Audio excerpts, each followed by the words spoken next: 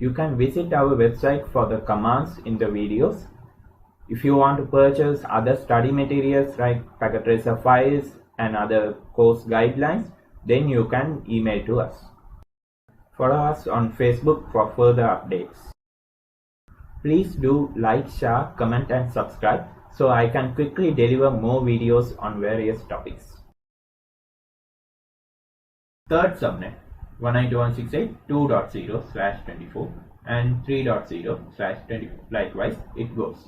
Okay, so you can figure out if you take only the 192.168.0.0/24 from 192.168.0.0 to 192.168.0.255, you will have in the same network. Okay, so the network address is 192.168.0.0/24. The broadcast address is the last address, which is 192.168.0.255/24. The first usable or valid host address is 192.168.0.1/24.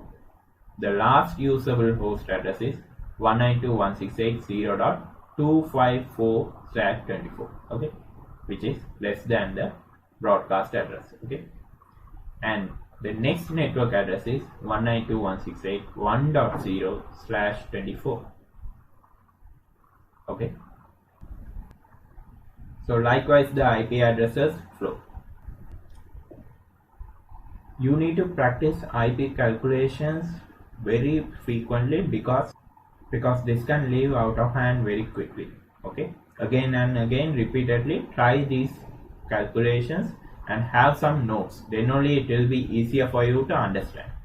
Okay, so now we know how to find the subnets or networks when they ask about the number of hosts. Okay, so next I will explain some of the questions so that you can try it out.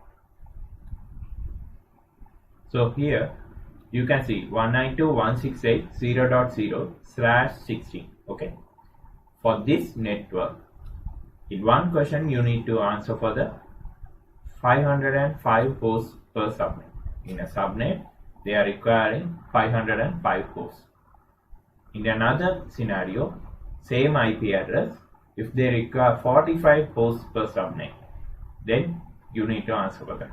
Then 63 hosts per subnet, 127, then 255 and 254. Okay, so for each and every questions here, you can see there's a hint, which means, as I told, if they specify the host per subnet, definitely you are going for the 2 to the power h greater than equal to, the value must include +2, right, for the network address and the host address.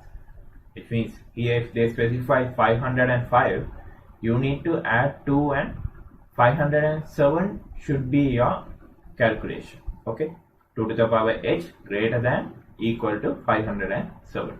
For 45 hosts, you are going to specify 2 to the power h greater than equal to 47.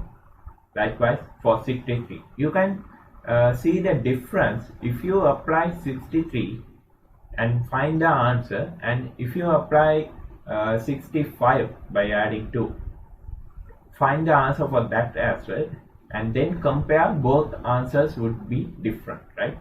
So this is the reason why I specify the particular number of hosts, 63 and 127, which means if you add only for the 127, you will be going for 2 to the power h greater than equal to 127, means your answer will be wrong, because with 127 the h is equal to 7.